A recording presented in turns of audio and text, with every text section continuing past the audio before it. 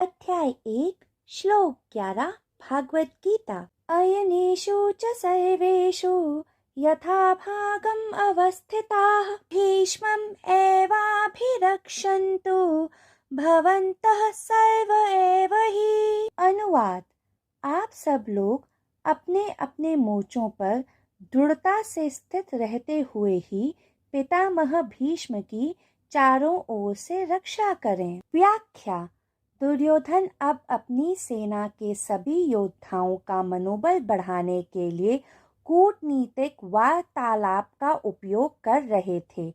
वह पहले ही पितामह भीष्म, आचार्य द्रोण, कर्ण, विकर्ण और अश्वत्थामा का मनोबल बढ़ा चुके थे। अब यह श्लोक अन्य सैनिकों का मनोबल बढ़ाने के लिए उपयोगी है। दुर्योधन अपने सभी सैनिकों को संबोधित कर रहे थे कि आप सभी अलग अलग छोटे सैन्य गठनों में हर जगह विभाजित और व्यवस्थित हैं और उन्हें उनकी रणनीतिक स्थिति में स्थित होने का निर्देश दे रहे थे। निर्देश देने के बाद वह अपनी सेना के अन्य सैनिकों और योद्धाओं का यह कहकर महिमा मंडन करना शुरू कर देते हैं कि इस युद्ध के मैदान में भी आप सभी के लिए मेरे पास एक बहुत महत्वपूर्ण भूमिका है। पितामह भीष्म हालांकि निसंदेह एक महान योद्धा हैं, लेकिन वे एक बूढ़े व्यक्ति भी हैं।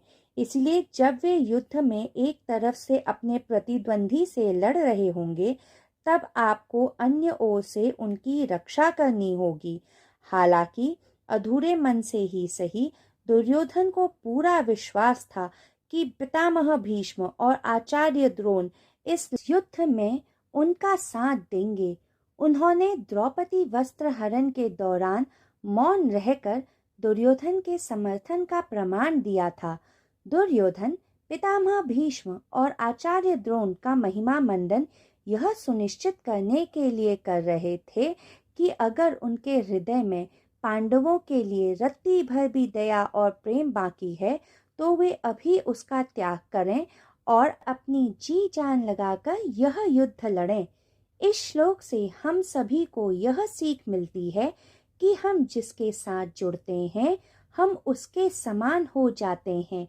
जैसे नदी सागर से मिलते ही नदी नहीं सागर कहलाती है। हमने महाभारत काव्य में देखा कि भीष्म, जो स्वयं देवी गंगा और सम्राट शांतनु के पुत्र थे और परशुराम और देवगुरु बृहस्पति के शिष्य थे, द्रोण, जो ऋषि भारद्वाज के पुत्र और परशुराम के शिष्य थे, और कर्ण जैसे शूरवीर योद्धा और महादानी, जो स्वयं सूर्य देव के मानस पुत्र थे और परशुराम के शिष्य थे, का भी नाश होने से कोई रोक नहीं पाया, क्योंकि वे सब दुर्योधन जैसे अधर्मी और दुराचारी का साथ दे रहे थे।